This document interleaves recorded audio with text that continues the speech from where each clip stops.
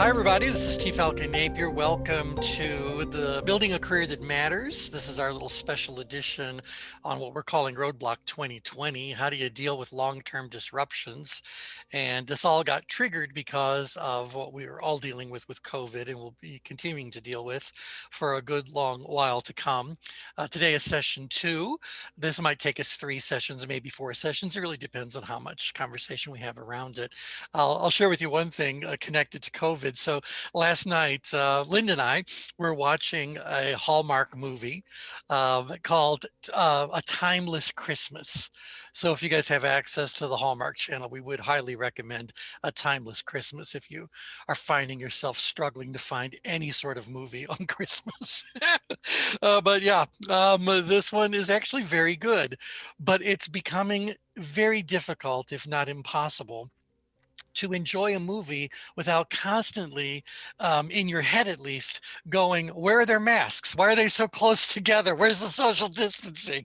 It's kind of like COVID has even ruined movies.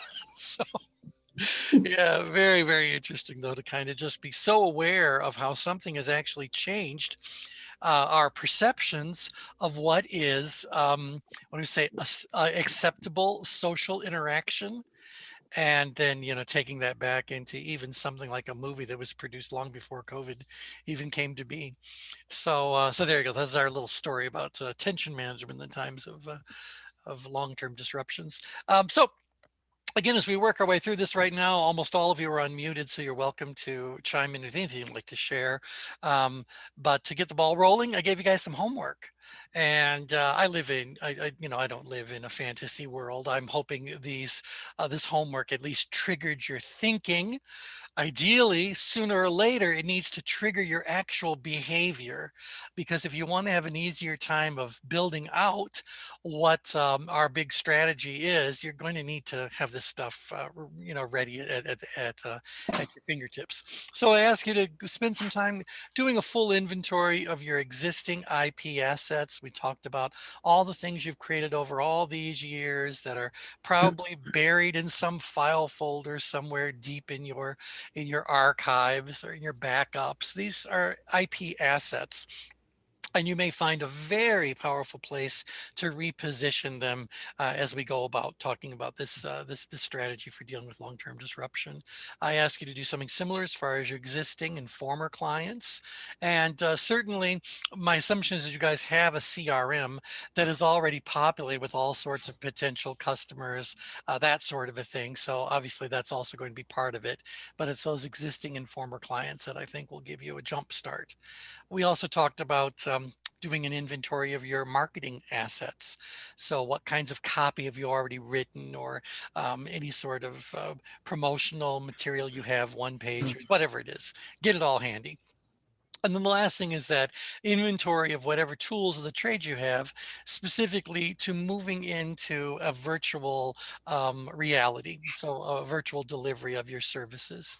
So do you have the kind of computer that you need to have? Do you have the software that you're going to need to get comfortable using? Do you have a good camera and a decent microphone? Well, what do you have, so we can figure out if you have enough to get going, or if you're going to need to get some things to complete the set of minimum things.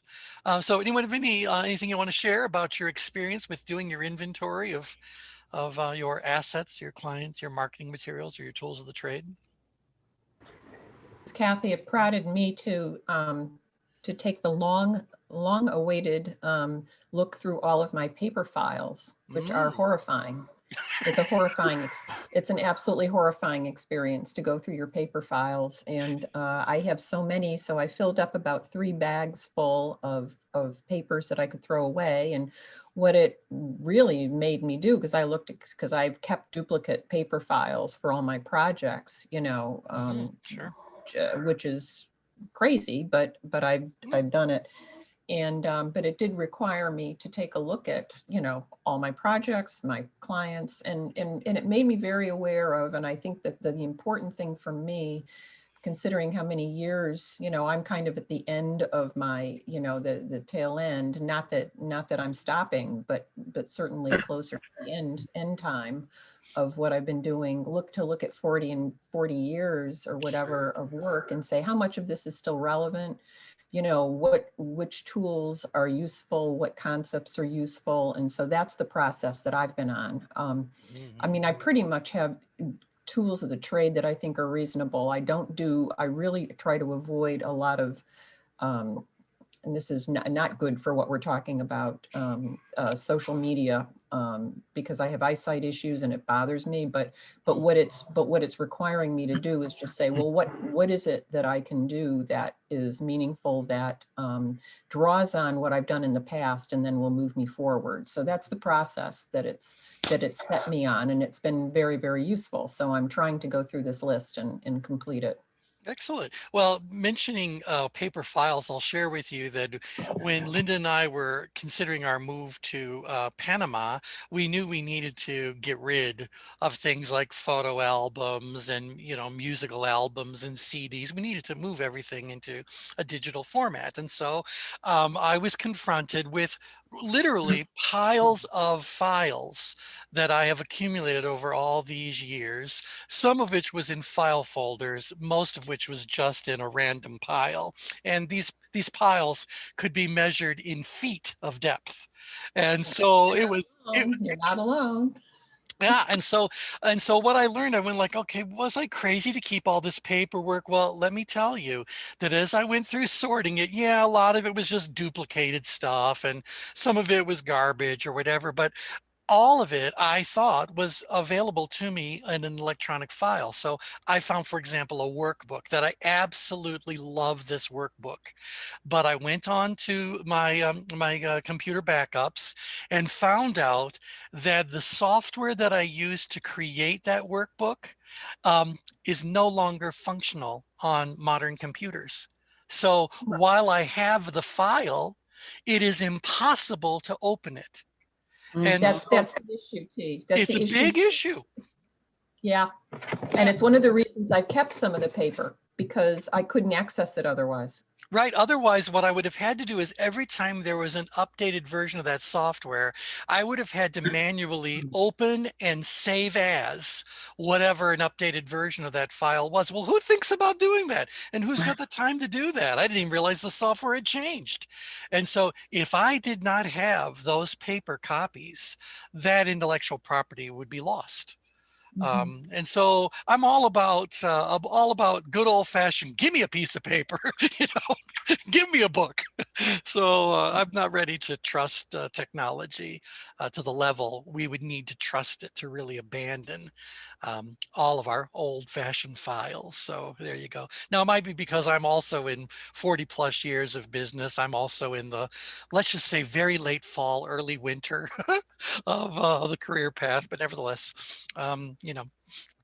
we've created so much stuff. I also want to bring to our listeners' attention that if those many of you are not 20 or 30 or 40 years into your career path, so hopefully as you hear those of us who are talk about our experiences, you're gaining a lot of insight and knowledge that you'll find helpful. Some of you might be brand new to this line of work, and I don't want you to think that this call series isn't for you. It absolutely is. In fact, if anything, um, in terms of technology, late adopters are actually better positioned sometimes than the early adopters are, because many of you are far more fluent when it comes to social media than most of us are that are in the autumn or winter of our career paths. And so I think you'll learn a lot from our sage wisdom, and you'll have an even easier time of doing the kinds of things we're going to be talking about in the sessions that follow. Okay, so anyone else have anything they want to chime in about your experience with doing your inventory of what you already got? Yeah, I had a really bad experience in that I've got a one file folder called resources that has many, many folders underneath it Mhm. that I've collected over the years. And when I started going back in there to do the inventories, I had moved things over to SharePoint and it moved the file structure over, but apparently a lot of the files were not moved over.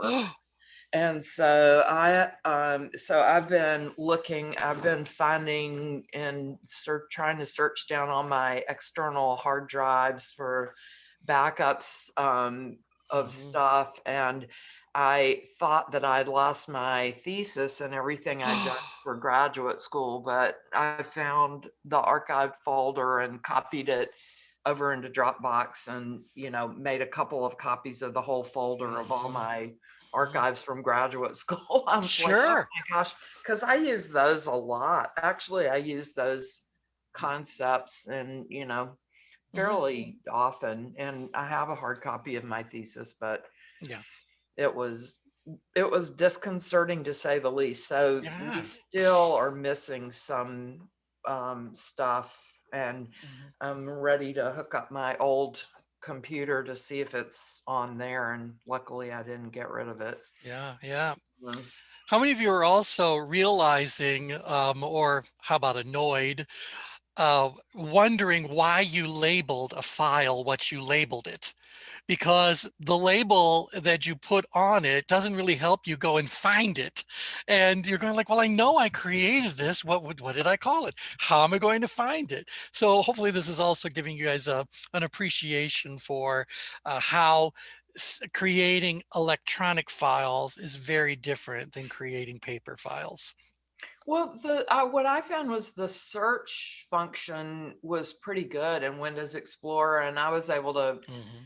find some old documents. But I had a Word document from 2006, I think, that I couldn't open Yeah, because it yeah, was in the old yeah, format. yeah, yeah, yeah. Well, there you go.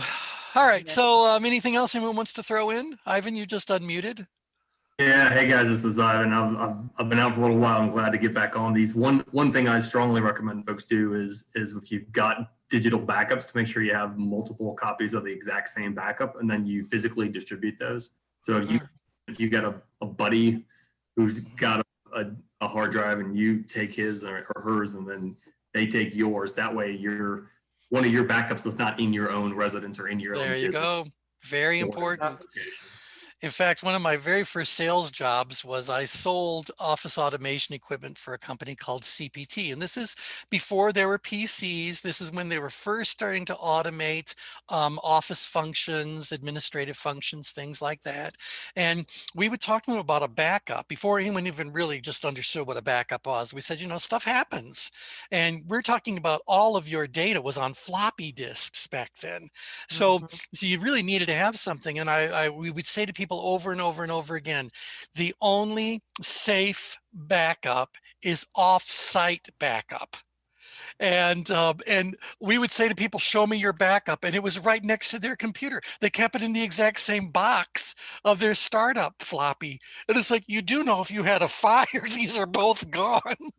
So, uh, nowadays, of course, we have cloud storage available to us, which is certainly a good thing. which worked amazingly well. It really does. I will say, I know it's not in the cloud because I look up in the sky and I know it's not up there. So I was very fascinated to find out where the cloud actually physically exists. Have you guys seen any of those documentaries about where the cloud actually exists? No. These are deep, deep, deep underground. And I think it's St. Louis or Kansas City that has a whole underground world, something Tropolis, Subtropolis. If you guys look it up, Subtropolis, you'll be very fascinated by this. But apparently, came from some sort of stone mining they needed to do. And there are quite literally hundreds of acres underground that have been excavated, but have left these giant pillars periodically to create a very solid structure. And this Subtropolis business park, if you will, is the home of a great deal of very long-term storage. So all the old Hollywood movies that were still on celluloid or whatever, those are all in Subtropolis because the environment never changes and they don't have to spend a fortune to create those conditions artificially. It's just this is the conditions of being that far underground. So thought that was very, very interesting. Very interesting. Yeah. Kansas City. Thank you. Thank you. Yeah. Okay. Let's see. Anyone else? Any comments before we move on with The next little slide. All right, then let's go ahead and take a look at what's coming up next. So we need to begin at the end. So you've done your little inventories, or at least you're thinking about the importance of getting these inventories completed. We need to begin at the end. And I want you guys to actually start for a moment, or take a moment right now to actually answer this question. How much do you need or want to generate? So think about all your income streams, where you are in your career lifetime. How much are you actually needing to or wanting to generate? And just get a number in mind. Like in hours or? Nope, in actual dollars. Oh, 'Cause dollars. in Oh, actual dollars, how much do you need or want to generate? In terms of money, how much do you need? How much do you want? What are you trying to create?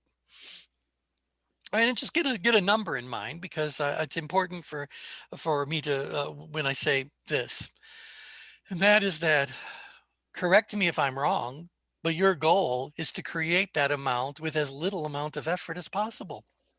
You're looking for the most direct path you can come up with to create that kind of money, and not only create it, but to sustain that flow of income for as long as you can. So am I wrong?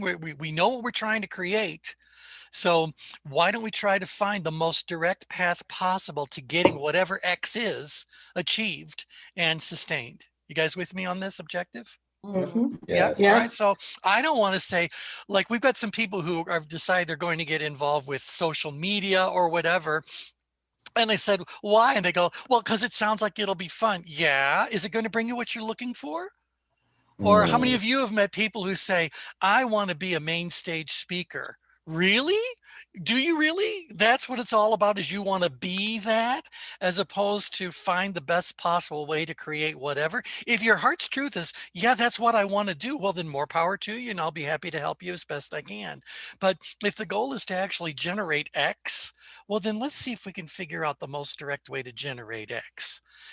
Because you may not need multiple ways to make that happen. There may very well be only one necessary for you to make that happen. So why create a more complicated business model than is necessary to create whatever it is you're trying to create?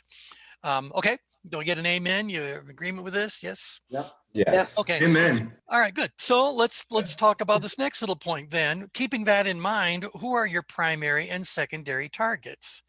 So I would suggest to you that if you are trying to create $250,000 a year, and the only thing you're charging your clients is $25 an hour for coaching services, this is not a very feasible formula. I mean, run the math. Life does not have that number of hours available in it to generate that level of income. You're going to have to do something differently. On the other hand, if you're going like, I'm kind of mostly retired, semi-retired. I got lots of other sources of income, blah, blah, blah. But sure, it'd be nice to have an extra 5 or 10 grand a month. Well, an extra 5 or 10 grand a month may very well help you choose which specific target is most likely to bring you that revenue most easily. So maybe you have an existing client who is continuing to use your training services, but you want to talk to them about another program. Well, that could be all it takes to get this all to happen. Now, that's not residuals we'll talk about in a couple of minutes, but nevertheless, that's it. So who are your primary and secondary targets? Now, I know from talking to the so many of you that I do talk with one-on-one, is that I know you know your primary target, you know who you like to work with, and you know who your material is most aligned with. I get that. That's really wonderful. But if I said, I'd like you to expand your definition of the ideal client at least one step. So who would you move to next? Now, I'll give you an example of this from my own work. My primary target has always been for-profit corporations who were looking for initially sales training. That's all I wanted. Just give me a corporation that did sales training.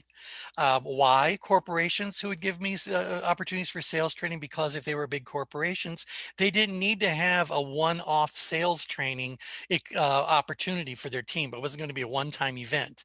They have an ongoing need for sales training, and that meant that once I was in, I may very well have opportunities from them annually, multiple times a year, every quarter. Maybe I become a fixture in their organization. And so for me to reach what my initial income goals were, I found out that what I really just needed was 4 or 5 really good solid clients who were using me kind of like on an ongoing basis. But I was good to go, if not had more business than I really could handle. Well, so I never really thought about a secondary target. Now, that secondary target could have been going after small companies who would just use me once in a while, or maybe, just maybe, I should do something for the consumer, something that individual sales representatives might want to buy. Well, when I first got into business, the possibilities there were pretty much you would write a book, or you might have, I can't believe I'm going to say this, you might have an audio tape program. You guys remember audio tapes, a cassette tape program. So that was Best audio tape program out there. yeah, that was it. And that was what that was pretty much what was it. So what did I have to offer? Now I could put together a training program in a public format where I would book a hotel space and then try to market, invite people in. I wanted nothing to do with that because I knew that it took just as much energy to talk an individual into parting with for $100 than it did to talk a corporation into parting with 10,000. So why would I do that? And so I pretty much for many, many years never even had a secondary target. And luckily for me, those primary customers that I had would occasionally take their people off on some kind of a retreat or whatever, and they would want a speaker, and I was handy, and so they'd invite me along, and so it was all good to go. Well, I would say to all of you guys now, your primary target may be very difficult to access in terms of long-term disruption. They may have become unavailable for whatever reasons. Maybe they've even been forced to close the door. So I think it's really important when it comes to the topic of this roadblock, dealing with long-term disruption, that you always have that secondary target in your back pocket. And you're doing something along the way to cultivate that. It may not get the majority of your attention, but it needs to get some attention. So it is there to take care of you when your primary target is no longer serving you well. Can you guys relate to that? Any stories you want to share? Thoughts, insights you want to throw into that? You know what? This is David. Back in 2007, I had an opportunity to do some executive coaching for a super regional insurance carrier. And then the next year they called me back for another person. And the next year the CEO was so intrigued because of the benefits that he was seeing that he wanted to go through it. And then after that, he said, all 100 managers and leaders in my company will be coached. Mm-hmm. It took me 8.5 years. Yep. And I didn't call a soul. Right. And so you know where I'm at. Yeah. Yeah. And so things happen.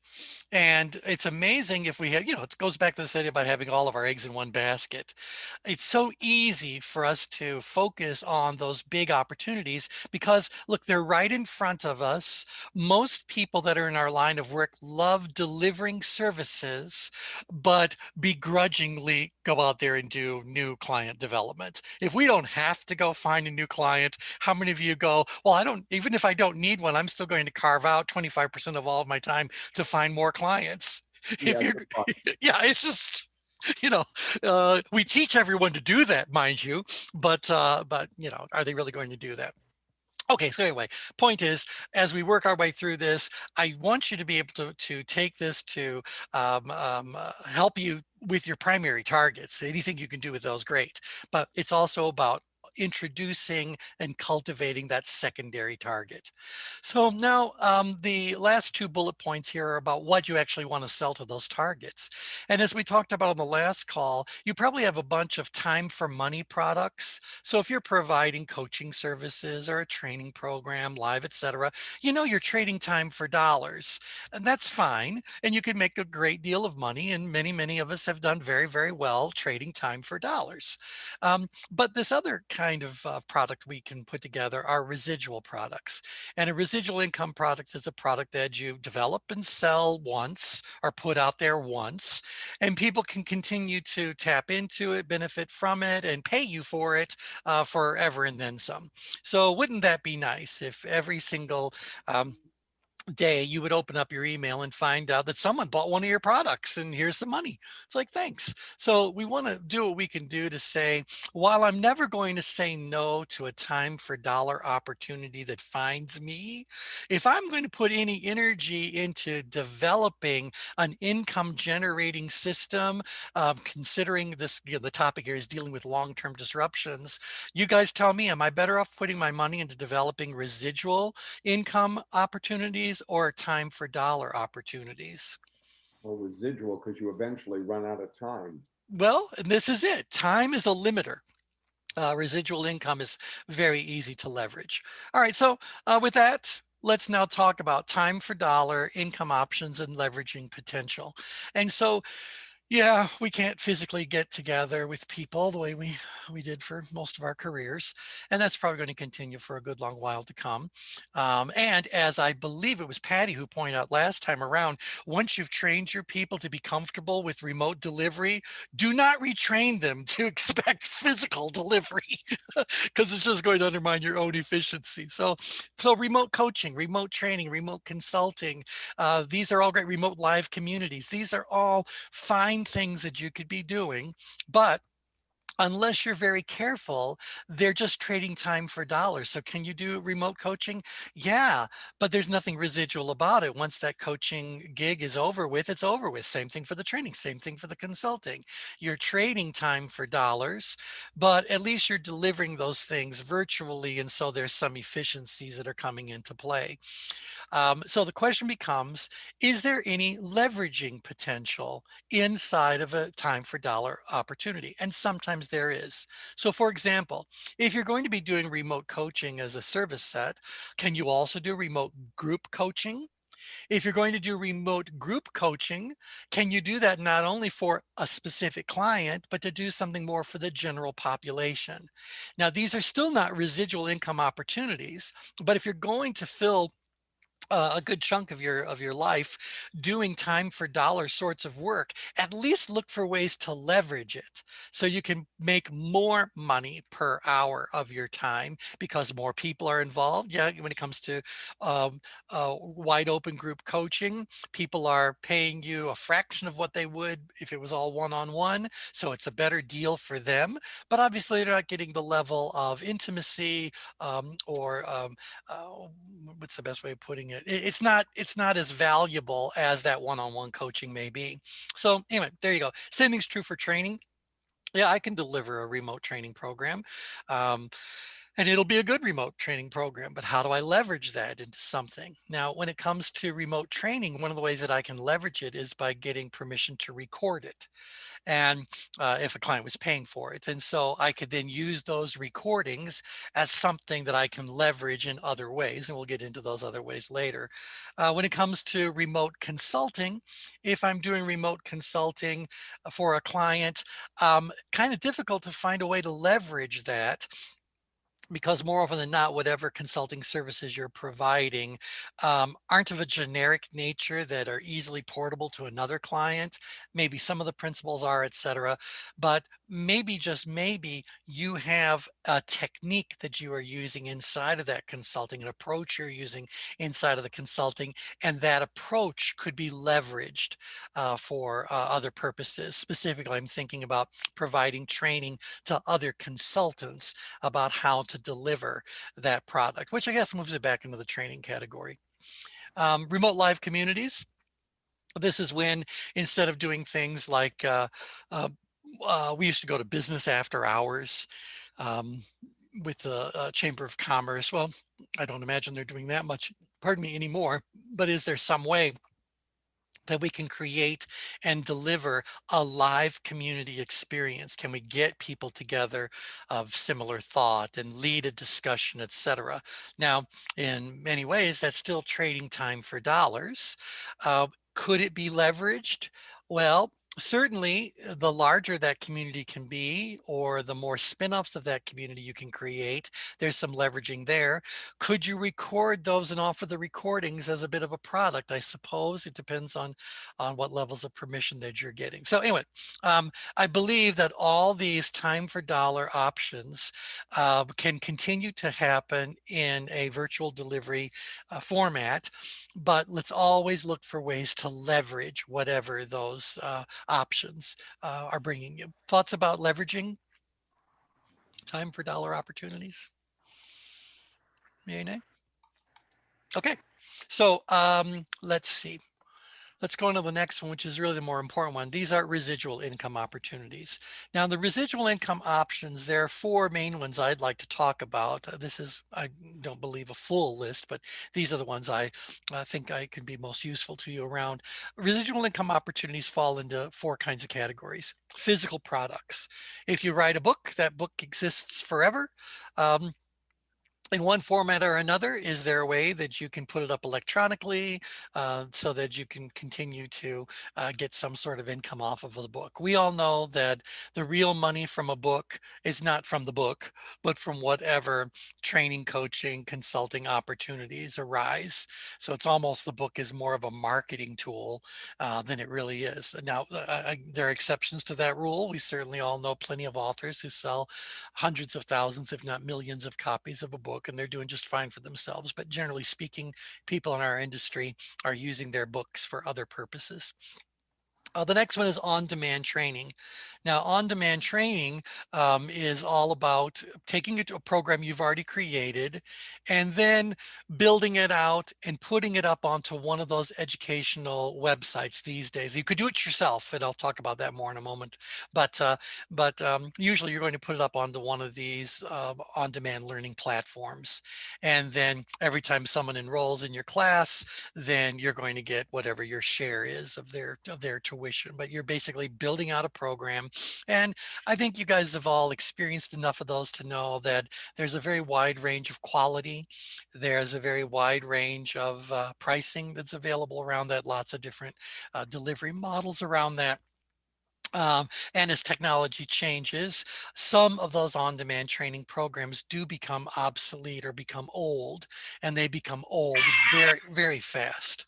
And so very important, I think, to keep in mind that on-demand training programs probably have a certain shelf life before you either need to update it or whatever. Nevertheless, for at least a reasonable period of time, they represent a residual income option.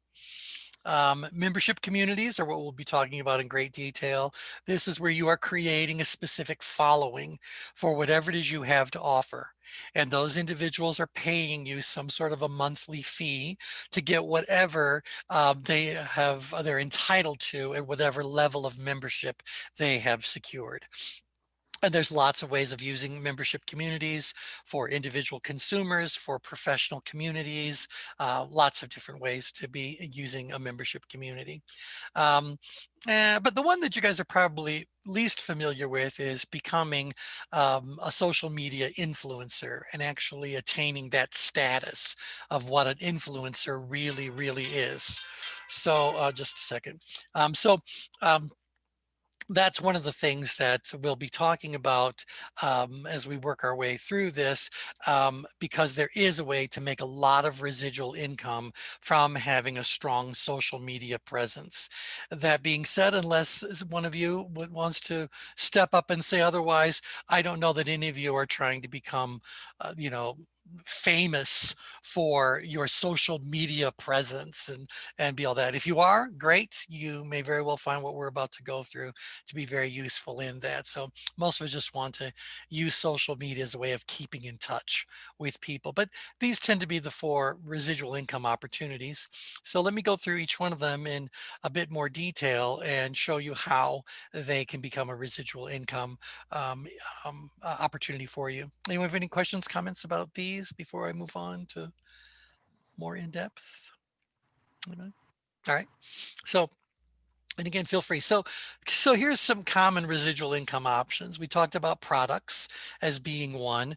Those are books for the most part, but some people have actually developed assessments, and those assessments end up being something that other people can buy and redistribute, or whatever that case may be. I'm sure there's other kinds of products, games, things like that. Some sort of a tool that someone can use as a reminder, those sorts of things. So there are products that you can offer that offer residual income. We talked about, I already did all this.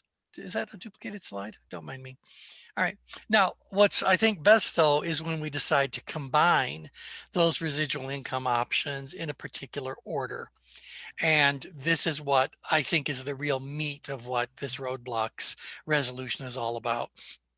The correct order to combine these would be: number 1, getting your social media presence happening. That social media presence needs to lead to people joining a membership community of some sort of another. And inside of that membership community, you can offer on-demand training as being something that either is included or an add-on sale. And all those products that you have can also be leveraged as kind of like bonuses for people who subscribe at a particular membership level, or they could be things that you are selling as add-on or additional sales. So I think not only do these options exist, and each of these options in and of themselves could be standalone opportunities for you. I think that the real power is when you combine them in a way that leads you from where you are to that income stream you're trying to create. And we'll be talking about each one of them in a bit of detail. But here's this little bottom bullet point that I wanted to make sure I emphasize. You have a choice. And that is, you can forge your own way. And that is say, all these things exist. I'm going to do a little bit of this and a little bit of that. And maybe I'll give this a try. Maybe I'll give that a try. You can forge your own way, or you can follow a proven path. Now, I will tell you that I have only one regret in my career. And that regret is not like a real big boo-hoo, I feel terrible, so beat the daylights out of me kind of regret. It's not that sort of torment, but I have always believed that the fact that everyone else is doing things in a particular way is the only reason I need to not do things that way. So I was a rebel from the very beginning. So everyone was saying like, oh, you've got to join the at the time doesn't even exist anymore, but the International Trainers something or another. I forget what it was called. It had a very lovely name, but I thought, nah, I don't think so. Or people go, oh, you got to join the Speaking Association, the National Speakers Association, the NSA. And I went to one NSA event. I'm sitting around a table, everybody's picking my brain, and I quickly realized that I'm at a table with a whole lot of people who want to stand in front of an audience and speak, but have nothing to say. And here I am with lots to say. What am I doing here? Why am I allowing myself to be exposed to people who are who may very well take my material and incorporate it as their own? And so I never went to another National Speakers Association event again. So I never got involved in any of the associations. I never wanted to do what anybody else said. Everyone else was writing books. It's kind of like, I don't want to write a book. I'm not going to do that. Well, looking back on things, I probably could have opened up other doorways, gotten places a bit faster if I had followed the proven path. But I chose not to. I was a rebel. And while I have a little bit of a regret about it, I'm not in a bad place. I didn't end up in a bad place. So anybody else more of a rebel than a follow the path kind of person? This I is Brian. definitely am, T. I'm I definitely am. definitely, me too. Yeah. Yeah. Rebel. But you Yeah. know what? T, this is Brian. I don't the same as you. I don't have regrets about it because, you know, there's something for me. I remember reading a book, The Blue Ocean Strategy. Have you ever read that book? No, sounds interesting. The professor I'm is from very familiar with it. I Yeah, read Yeah. it. I read it. I think it's really good. yeah. Absolutely. The professor is from INSEAD, and INSEAD in France is known for entrepreneurship. And they said the red ocean is doing things the same way that everyone else is doing it. So you're fighting against attention, but a blue ocean, you're doing things in a unique way to put your spin on it. I call it your signature present. So if someone tries to duplicate your signature, it's called false identity. Right. So your signature, and then that way you create your own sense of competition. And I think there's something to be said about that. To me, and from a finance term that I look at all the time, there's a difference between commodity value and dividend value. Dividend value pays you, right? Commodity value is going to be the same for everyone. And so that's why I was never interested in following what someone else is doing. In fact, my grandfather always told me to do the exact opposite. Yeah. Well, and honestly, you know, that's what I've done. And looking back, I go, all right, and you guys can tell me if I'm being delusional. But when I look at the change grid, I know that tool is far more sophisticated, far more powerful, far more reaching in the scope of its application than the vast majority of other instruments that are out there. Absolutely. But those instruments have been marketed. They're nowhere near as powerful. They're nowhere near as unique. They're none of those kinds of things, but they're known worldwide. And here I am with this super powerful tool that a relative handful know. Yeah, there's thousands of people who know about the change grid. That's wonderful, but not millions. And so that's why I kind of go like, and I think it's part of me is all about, have I done the right thing for my life's work? Because I've always believed that I didn't create ChangeWorks or MasterStream or Tension Management as much as I believe it was entrusted to me. So I've really been nothing more than its steward and its caretaker. And I wonder, have I honored it to the level it deserves to be honored inside of my career path? And so that's always my thought, is like this gap between where I've taken it versus where it could have been at this stage in time. And so, you know, that's where my head is on the whole thing. So personally, I don't regret it fully, because I do think that being a rebel has allowed me to do certain things with it that might otherwise not have happened. But, you know, there's always that kind of thought, like, what if the change grid had the level of awareness in the world that the DISC profile has? Right.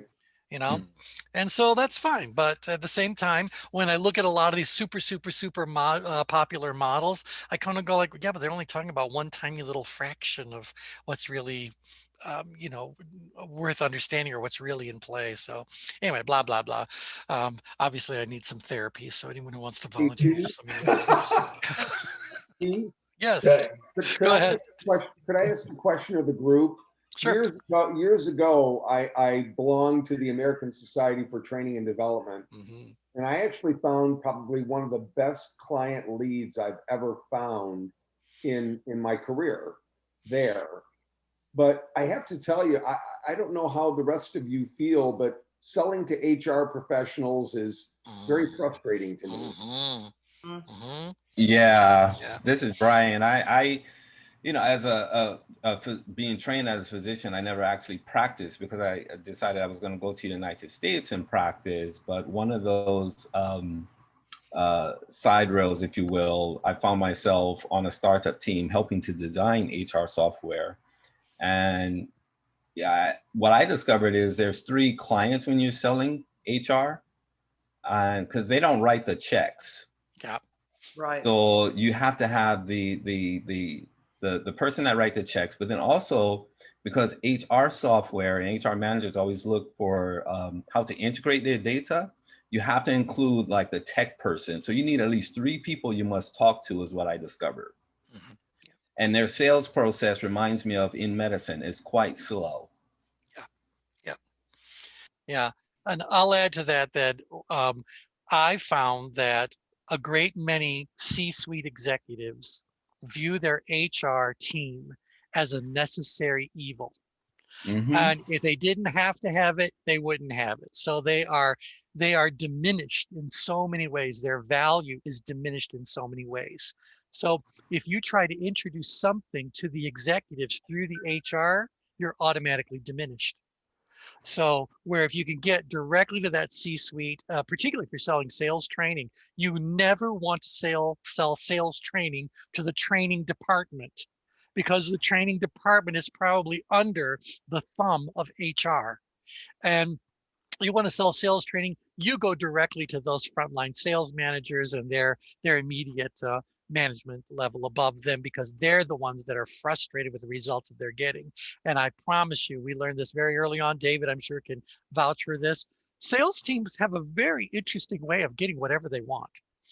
So, if that sales executive goes to the CEO or the CFO and they're being told, you don't have the budget for that, the salesperson will say, well, if you want to have any budgets at all moving forward, I suggest you find the budget to do whatever it is.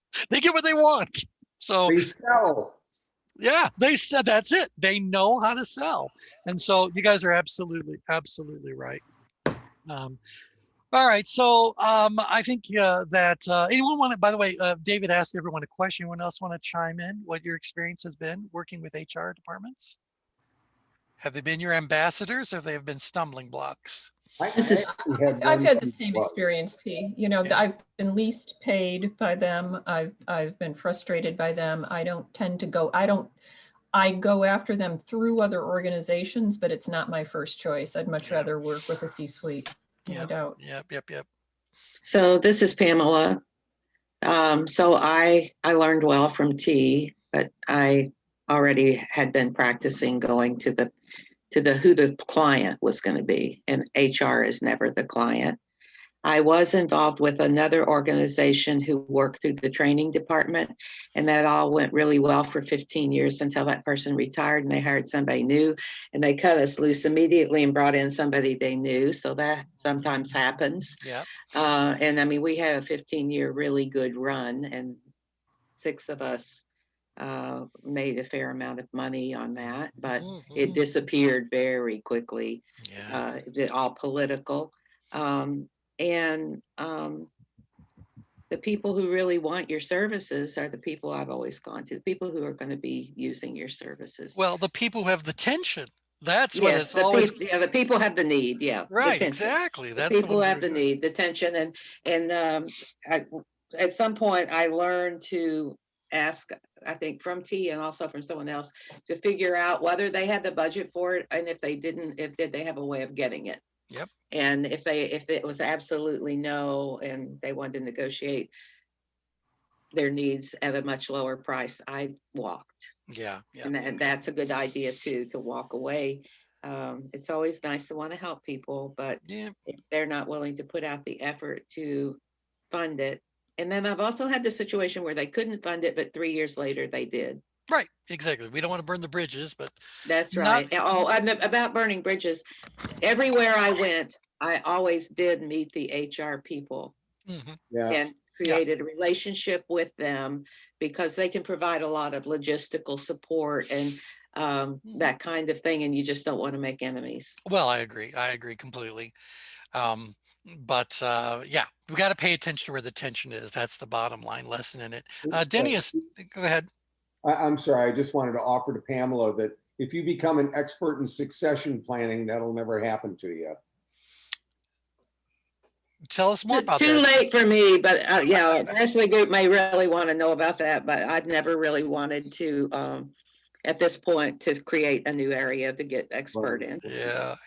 Probably have all you need to do it, and it's not a complicated process, but I've just found that working with the C-suite and looking at the succession plan, if you see your training director is been there 25 years, that's an area for succession planning, and you'd be involved.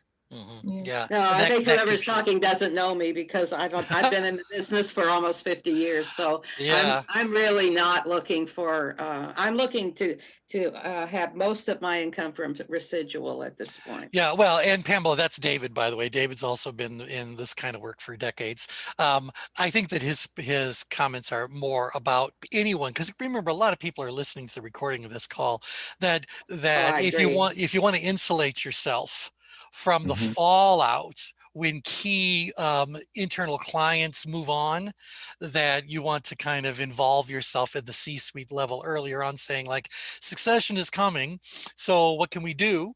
Well, how can I help you find that next person? Because now that next person who comes along may be beholden to you because you help them to, get whatever that position happens to be. Oh, and I will support that because I had many instances. I did a lot of work with fire and police, and in terms of selection work, creating selection tools for them, and also doing organizational interventions and things like that. And then later on, as you can only have one chief. So as these people promoted up from officer to lieutenant to captain or whatever, then they went off and became chiefs somewhere else and hired me. There you So go. yeah, And yeah, that's ideal. yeah. One last thing I'd like to throw in before I get to the next slide is Denny has chatted over to everyone. I had a great experience when I was involved with the NSA local chapter in the mid 80s. Many of the people I met are still dear friends. I do believe that joining these kinds of associations can be very good when it comes to the social support sort of function, that sort of thing. There's lots of value to it. I think if you're a member of one of these associations and you are, I think it was Brian, who talked about a commodity. The subject matter that you're talking about is subject matter that a lot of people would talk about. That's a different thing. But I definitely divide the human development profession, specifically the speaking industry, and the training industry to a certain degree, into two categories. There are reporters who basically collect all kinds of stuff and then share it with the world. And then there are originators. So these are the people who created whatever it is the reporters are going to report on. And in my experience, there are a lot more reporters out there than there are originators. And my suspicion was that if I was not very guarded with what I had to offer as an originator, that others would simply take it and report upon it. So that was my big issue there. Yeah, I dropped out of ASTD early on because I felt like the whole thing was people just coming to find out what other people were doing that they could use. In which case you could just buy their annual report. Yeah, There you go. exactly. Okay, let me go on to the next slide here. This idea about social media influencer status, because this is going to be part of it in the order of going things. Now, again, I'm not suggesting that any of you become the next Kardashian when it comes to that. Obviously, that takes a very devoted focus, and who's going to do that? Not me. But there are a few things you need to think about when it comes to your social media presence. And that is this idea about, again, dealing with long-term disruption. What format are you going to be producing videos to share with other people? And whether those are very short videos, mostly for marketing purposes, or long series of videos for educational purposes, or are they just going to be videos about your life, something you feel like talking about? That's great. Are you going to be a vlogger, which is someone who basically shares their life through the lens and publishes these kind of, video blogs on an ongoing basis? Are you going to be a blogger? Now just take the video element out of the way and you could be writing stuff, or a podcaster. Now it's more like a radio show. So there's lots of different types of social media that you could go into. For the most part, we talk about video than the other three. There's also now the question of, are you going to market you? Or are you going to market your content? And I think this is of vital importance as we embark upon this little approach to dealing with long-term disruption.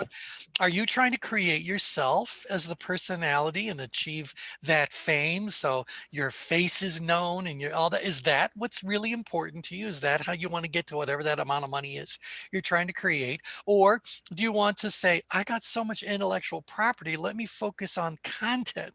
How can I best package and deliver this content in a way that will bring me what I'm looking for?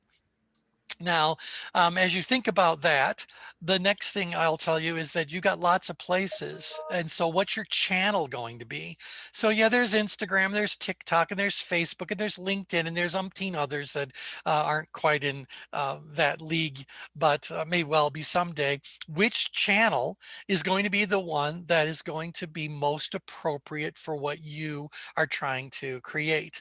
And in all of our research, we've ended up at YouTube. And yeah, we have Vimeo, and there's other things we're involved with Groove. In fact, Linda, if you want to put up a Groove link that people can click on so they can go and check out what Groove does. Groove is kind of like an all-in-one place. Groove is going like we can, part of what our solution does is all about creating pages, creating CRM, creating marketing funnels, creating membership platforms, creating video platforms, you name it. Groove is working to become this all-in-one kind of a solution. So they're worth looking at as they're in this build out kind of phase. But right now, you could also have each one of those things done by a separate provider. And so I'll tell you why I like YouTube. It's for one and only one reason. They are the already established giant in the world. And if my goal is to reach, as we talked about last time around, I want to reach very, very far and I want to reach very, very wide. Well, there is no online opportunity right now that even comes close to what YouTube offers in terms of the amount of videos that are being viewed, the number of subscribers overall, the number of content producers. Okay, it's it.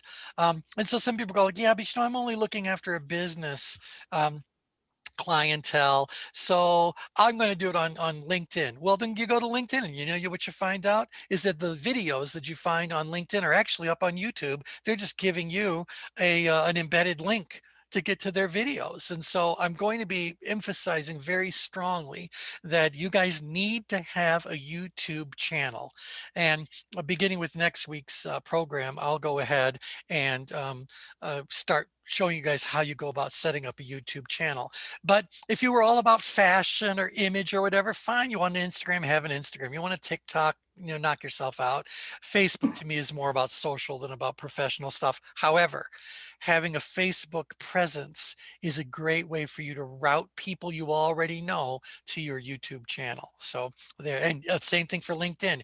Having a strong LinkedIn presence is a great way for you to route people to your YouTube channel. We'll talk about that in more detail when we get into how do you market all of this. So the other thing that you need to know is that in addition to having a channel, and again, I'm going to keep talking about YouTube channels, but you need to have a channel somewhere where your videos are housed and available for other people to get to. The next thing you're going to need is to produce those videos. So you need to have some video production capabilities. Don't let that feel overwhelming in any way. Technology as exists today has made that so simple that in less than an hour flat, you guys can be editing and uploading videos. So there's some very sophisticated video production software. There's some very straightforward video production software. I'll show you both extremes when we get to that, but you need to create, you need to capture video footage, and you need to be able to edit those a little bit to make them pretty. And so you got to have those capabilities. If you have a decent smartphone, you have literally everything that you need, because the video editing can certainly be done with even inside of YouTube. YouTube has its own editing capabilities. So we'll talk about that. Now, social media influencer all by itself offers multiple income streams. And we've chatted about this briefly before, but if you did nothing else, forget doing on-demand training delivery, forget having memberships, forget having any of those kinds of things. Just developing a social media presence offers you a nice set of income potentials. The number one is monetization. once your channel gets to a certain size, YouTube begins to share with you what the advertising revenue is that gets attached to your video. So you guys know, you go to watch a video, there's going to be an ad, and maybe if the video is long enough, there might be some ads in the middle of things. So at a certain point, they'll pay you for those for that monetization. That alone, in a well-positioned video, can bring you the amount of money you're actually looking for. So, because keep in mind that that video, once it's put up, is up forever. And once someone finds you, they find all of your old videos, they still click on those videos, and those videos still continue to bring you money. And so it is most definitely a long-term, if not a permanent term, monetization opportunity for you. Sponsorships, when you get to a sufficient size, in addition to having those ads that YouTube is going to put on there, you can put in your own advertising. And you can have a sponsor for your event or for your channel or for that particular video, and those people will pay you sponsorship dollars for being able to do that. Getting a few good sponsors could be all that it takes, and sometimes the easiest way to do sponsorships is through affiliate programs. So I know that a great many of you on this call are fully certified in DISC profiles or some variation on DISC. Forget ChangeWorks, just think about these things you already have. Those things may very well have an affiliate program already built into it. So why not produce a video where you're talking about DISC, and you just say, if you click on here, you can go and have a profile done online, and now you're getting some affiliate program revenue. Or if you're talking about a particular book and that book is up on Amazon, you provide your Amazon link to that book. That's an affiliate program. And so there's a lot of opportunity in the world of social media for you to make all the money you would want to make.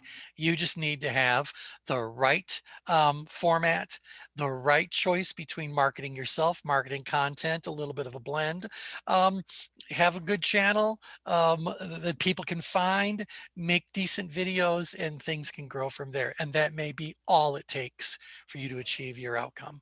So what I'll do on next Tuesday's call is I'll get into the next few in this stream of things. I want to talk about memberships. I want to talk about on-demand training, because they also could be standalone ways for you to make all the money you're looking for. But when you use these things in combination, you actually optimize all of them. So questions, comments about what we've covered so far? So when you talk about LinkedIn, you're talking about a professional profile or a group, a LinkedIn group? Both. If you really wanted to say, I want to develop my social media influencer status among the LinkedIn population, there are certainly people inside of the LinkedIn community who are making a fortune doing nothing but LinkedIn. Because they are marketing certain products inside of it, and they know how to use their signature block to have people routed to those sorts of things, or they put up certain videos, or they get there's ways to make money in LinkedIn, because you got to believe LinkedIn is making money somehow. Otherwise, how would they have been here all along? They know that they make money by getting LinkedIn, people that are passionate about LinkedIn, to become part of the growth of LinkedIn, and they share in what that revenue happens to be. Most people just have a LinkedIn profile and don't do much with it, but there are opportunities to make money inside of LinkedIn. I would say to you that the opportunities within LinkedIn will be easily dwarfed by the opportunities to make money using YouTube. And still then you'd be using your LinkedIn as a way to market what you're creating in the other forms, but inside of LinkedIn, the opportunities are nowhere near as great. I have a friend who was invited by Forbes to participate in something that they were publishing, and it was because of her comments on LinkedIn. Yep, absolutely. And so not only was then she being noticed on LinkedIn, but now she's got this, opportunity to be noticed by Forbes readers, and it adds to her status and et cetera, Exactly. et cetera. So let me just take a moment and show you how that connects back to video. So Can you imagine how much exposure she would get if she's doing those kinds of commentary or critique or whatever? Obviously, there's something about the comments she left that weren't just merely a superficial comment, but actually added something of substance and insight. Yes. Mhm. So imagine if she was sharing that substance, those insights in a bit of a video format. Then in her comment, she could give a couple of lines of written commentary and say, I covered this in detail on this video. Here's my video link. And so we want to make sure that people recognize that these kind of digital delivery opportunities work individually, but they work even better when you create a coordinated approach to it. That being said, don't go down the rabbit hole of doing all of it and blah. It's just, you're only trying to create X amount of dollars. Do no work beyond what is necessary to create X amount of dollars. And be done, because I will tell you, and we'll talk about this in greater detail. We're over time right now, but I'll tell you this. I don't want to in any way diminish this. You guys have to know, if you don't already know, that every single one of these online capabilities has a learning curve involved with it. And it has a maintenance element involved with it. And unless you really want to learn how all of them work and you want to be responsible for maintaining all of them, then you're going to end up being that LinkedIn member with a profile that hasn't even been looked at for years.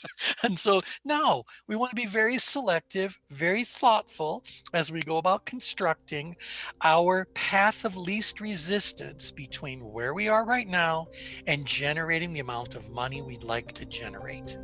That's what this is all about. Okay, all right, so with that, any closing comments? All right, then, we'll send out Just a a big reminder. thank you. Just a You're big welcome. thank you. You're welcome. So glad you guys could join in. All right, talk to you on Tuesday. Bye for now. Thank you. You're welcome.